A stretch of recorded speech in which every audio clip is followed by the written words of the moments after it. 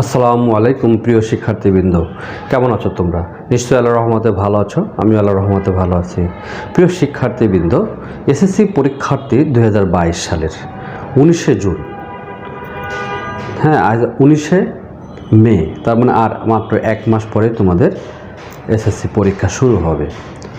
আশা করছি তোমরা খুব ভালোভাবে পরীক্ষার জন্য প্রস্তুতি নিচ্ছ, আর যারা এখনও প্রস্তুতি নিচ্ছ না তারা ভালোভাবে প্রস্তুতি নেওয়া শুরু করো, কারণ এখনও যে সময় আছে তোমরা ভালোভাবে পড়াশোনা করলে ভালো একটা রেজাল্ট করতে পারবে ইনশাআল্লাহ। কেমন?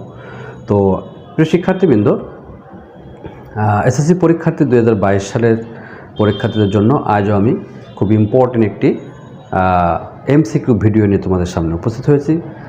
আশা করছি তোমরা পুরোটা ভিডিও জুড়ে আমার সঙ্গেই থাকবে এবং আজকে খুব গুরুত্বপূর্ণ তৃতীয় অধ্যায় থেকে, বীজগণিতের তৃতীয় অধ্যায় থেকে তোমাদের খুব গুরুত্বপূর্ণ এবং খুব ইম্পর্টেন্ট কয়েকটি এমসিকিউ নিয়ে আজকে আলোচনা করব। এই এমসিকিউগুলো তোমরা যদি ভালোভাবে শিখতে পারো তাহলে তৃতীয় অধ্যায় থেকে যে কোনো এমসিকিউ আসলে তোমরা অ্যান্সার করতে পারবে ইনশাআল্লাহ। এর আগে প্রিয় শিক্ষার্থীবৃন্দ, তোমাদের সেট ও ফাংশন থেকে আমি দুটি ভিডিও আপলোড করেছিলাম। আশা করছি সেগুলো তোমরা দেখেছ এবং উপকৃত হয়েছে প্রিয় শিক্ষার্থীবৃন্দ।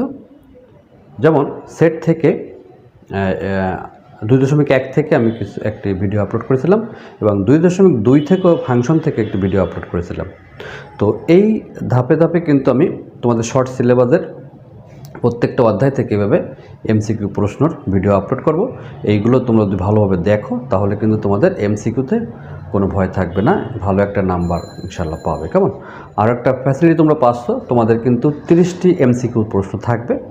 এই 30টি থেকে তুমি যে কোনো 15টি এমসিকিউ যদি সঠিকভাবে দাগাইতে পারো তাহলে কিন্তু 15তে 15 নাম্বার তুলে নিয়ে আসতে পারবে এবং এটা কনভার্ট হবে তোমাদের 30-এ। যদি 15তে 15 পাইতে পারো তাহলে তোমরা কিন্তু মনে করবো যে এটা 30 হয়ে যাবে। কেমন? তো যাই হোক প্রিয় শিক্ষার্থীবৃন্দ, তোমরা এখন দেখো আমরা মূল আলোচনায় চলে আসি। কেমন? তো এখানে আমরা প্রথম যে প্রশ্নটি দেখি, দেখো প্রিয় শিক্ষার্থীবৃন্দ, x + 1/x = 0 হলে x² + 1/x² কত? তো x + 1/x, হ্যাঁ x + 1/x = 0 হলে x² + 1/x² কত? তার মানে এখানে কিন্তু একটি অনুসিদ্ধান্ত কাজে লাগবে প্রিয় শিক্ষার্থীবৃন্দ। তোমাদের কিন্তু এই তৃতীয় অধ্যায় থেকে কিন্তু 3.1, 3.2-তে আমরা অর্থাৎ বর্গের সূত্র, বর্গের অনুসিদ্ধান্ত শিখিয়েছিলাম। তারপরে ঘনের সূত্র, ঘনের অনুসিদ্ধান্ত শিখেছিলাম।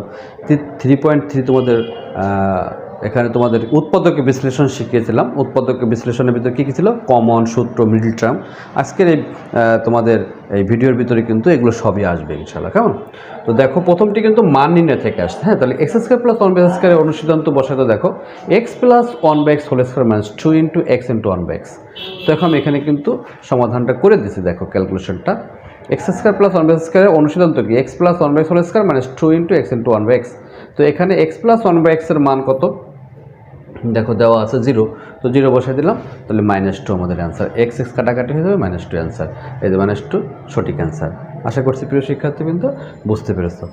তো এইভাবে যে কোনো অঙ্ক যদি আমার আসে, দেখো এখানে যদি মান 0-র জায়গায় 1 দেয়, 2 দেয়, 3 দেয়, 4 দেয়, যে কোনো মান দিলে আমি এই অনুসিদ্ধান্ত বসাই দিয়ে মান বসাই দিলে আমার অ্যান্সার হয়ে যাবে। আশা করছি বুঝতে পারছো প্রিয় শিক্ষার্থীবৃন্দ।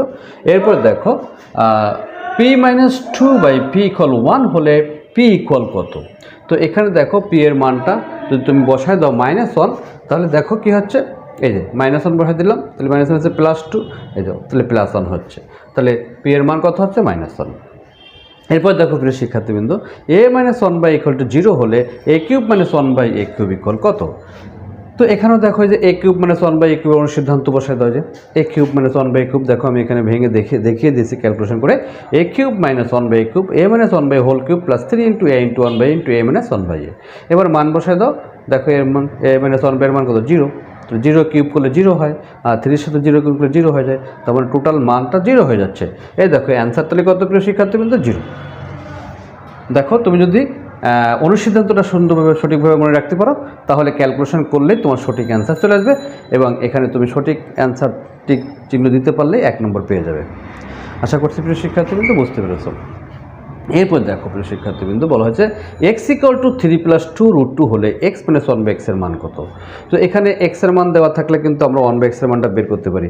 অর্থাৎ আমি তোমাদেরকে কিন্তু ক্লাসে শিখেছিলাম যে এক্স এর মান দেওয়া থাকলে যা দেওয়া থাকবে তার বিপরীত চিহ্ন হয়ে যাবে 1/x এর মান। তো এখানে এক্স এর মান দেখো 3+2√2, তো হয়ে যাবে কি -3 - 2√2। ঠিক আছে, এবার দেখো এক্স মাইনাস 1/x এর মান বসে দাও, 3+2√2 - 3+2√2, তাহলে 3 কাটা যাচ্ছে, তাহলে 2 আর 2 4√2 হচ্ছে। অতি সহজে দেখো এই ক্যালকুলেশনটা হয়ে যাচ্ছে প্রিয় শিক্ষার্থীবৃন্দ। আমি ক্যালকুলেশন করে পাশে দেখিয়েছি, তোমরা কিন্তু বুঝতে না পারলে এখান থেকে ক্যালকুলেশন দেখো বুঝতে পারবে। হ্যাঁ, এরপর দেখো প্রিয় শিক্ষার্থীবৃন্দ, x square minus A square উৎপাদক কোনটি। তো এটা কিন্তু আমাদের খুব ইম্পর্টেন্ট একটি সূত্র। দেখো ইম্পর্টেন্ট একটি সূত্র না, যে A square minus B square শুরুটা কী শিখেছিলাম প্রিয় শিক্ষার্থীবৃন্দ, A square minus B square, এই সূত্রটা কী ছিল, a plus B into A minus B. তাহলে আমাদের এখানে দেখো X square minus A square এর উৎপাদক কোনটি, তাহলে X plus A into X plus B হবে। তো এক্স প্লাস এ আছে, দেখো এটাই সঠিক অ্যান্সার হবে। এটা কিন্তু হবে না, কারণ এক্স মাইনাস এর সাথে আবার এক্স স্কয়ার প্লাস এ আছে, হবে না। এখানে এটাও হবে না, এটাও হবে না। তো সঠিক অ্যান্সার কোনটি, এক্স প্লাস এ। আশা করছি এই নৈর্ব্যক্তিক প্রশ্ন তোমরা বুঝতে পেরেছো। এরপর দেখো প্রিয় শিক্ষার্থীবৃন্দ, এ স্কয়ার প্লাস 3a+2 এর উৎপাদক কোনটি। তো দেখো এখানেও যদি আমরা উৎপাদকের বিশ্লেষণটা করি, দেখো প্রিয় শিক্ষার্থী, তোমাদেরকে আমি কিন্তু বুঝেছিলাম যে আমরা এটা দেখে কীভাবে বুঝবো যে এটা কমন সূত্র মিডল টার্মে পড়েছে। এটা দেখো মিডল টার্মে পড়ে গেছে, তোমাদেরকে কিন্তু ক্লাসে আমরা বারবার বলি যে দেখো এ স্কয়ারের পাওয়ার এরপর কত 2, এখানে এরপর কত 1, এখানে কত 2 কনস্ট্যান্ট। তার মানে উৎপাদকে মিডল টার্মটা চেনার উপায় হচ্ছে এই প্রথমটা পাওয়ার যা থাকবে তার অর্ধেক পর মাঝখানে থাকবে আর সংখ্যা থাকবে এখানে। তাহলে এদের আমরা বুঝতে পারছি অনায়াসে যে এটা আমাদের মিডল টার্মে পড়ে গেছে। কারণ তো মিডল টার্ম মানে হচ্ছে মাঝখানটাকে ভাঙানো, তবে নামটায় 2কে ভাঙাইতে হবে, যেমন 2 1 2, 2 আর 1 3। এই দেখো আমি ভেঙে দেখে দিছি, এখানে দেখলে তোমরা খেয়াল করো, এখানে আছে এ স্কয়ার প্লাস 2a প্লাস এ প্লাস 2। হ্যাঁ, তাহলে এখান থেকে আমরা এ কমন নেব, তো এ কমন নিলে কী হচ্ছে এ প্লাস 2 প্লাস 1 কমন না, এ প্লাস 2, তাহলে এ প্লাস 2 ইন্টু এ প্লাস 1। তাহলে আমাদের সঠিক অ্যান্সার কত প্রিয় শিক্ষার্থীবৃন্দ, এ প্লাস 2। আশা করছি বুঝতে পেরেছো প্রিয় শিক্ষার্থীবৃন্দ। এরপর দেখো প্রিয় শিক্ষার্থীবৃন্দ, x plus A function of x এর একটি উৎপাদক হলে কোনটি সঠিক। ভ্যানিশিং মেথড, তোমাদের উৎপাদক বিশ্লেষণের যে ভ্যানিশিং মেথডটা, সে ভ্যানিশিং মেথডে দেখো পড়ে গেছে x plus F of x এর একটি উৎপাদক হলে কোনটি সঠিক। তাহলে এখানে দেখো এ প্লাস থাকে, আমি সহজ পদ্ধতি শিখেছিলাম কি, এখানে যে প্লাস থাকে হয়ে যাবে মাইনাস, মাইনাস থাকলে হয়ে যাবে প্লাস। তাহলে আমাদের আছে কি এক্স প্লাস এ, তার মানে ফাংশন অফ মাইনাস এ হবে। এই যে সঠিক answer function of minus equal to 0। কত অতি সহজে দেখো এই অ্যান্সারগুলো করতে পারবে। তার মানে এখানে এক্স প্লাস এ আছে, ফাংশন অফ মাইনাস এ হবে। যদি এখানে এক্স মাইনাস এ থাকতো তাহলে উত্তর কোনটা হতো, সঠিক উত্তর এক্স প্লাস এ হতো। কেমন, আশা করছি প্রিয় শিক্ষার্থীবৃন্দ বুঝতে পেরেছো। এরপরে দেখো সরল মুনাফার সূত্র কোনটি। তো এখানে 3.5 তোমাদের যে চ্যাপ্টারটি আছে, ওই চ্যাপ্টারে কিন্তু সরল মুনাফার সূত্র আছে আই সমান কত পিএনআর, আই সমান পিএনআর। সূত্রটা মুখস্থ রাখলে সঠিক অ্যান্সারটি দাগাইতে মাত্র 1 সেকেন্ড টাইম লাগবে। কেমন, এরপরে দেখো এক্স ইকুয়াল টু √7 + √6 হলে 1/x ইকুয়াল টু কত। এর আগে দেখো একটি 4 নম্বর আমি অঙ্কটি দেখেছিলাম, এখানে কিন্তু 1/x বের করা লাগছিল, এখানে যা থাকবে তার বিপরীত চিহ্ন। তো এটা অনায়াসে তোমরা অ্যান্সার করতে পারবে। দেখো √7 + √6 মানে আছে প্লাসের জায়গা কি মাইনাস হবে। দেখো এই যে প্লাস আছে, হয়ে যাবে কি মাইনাস, যদি এখানে মাইনাস থাকে এখানে হয়ে যাবে প্লাস।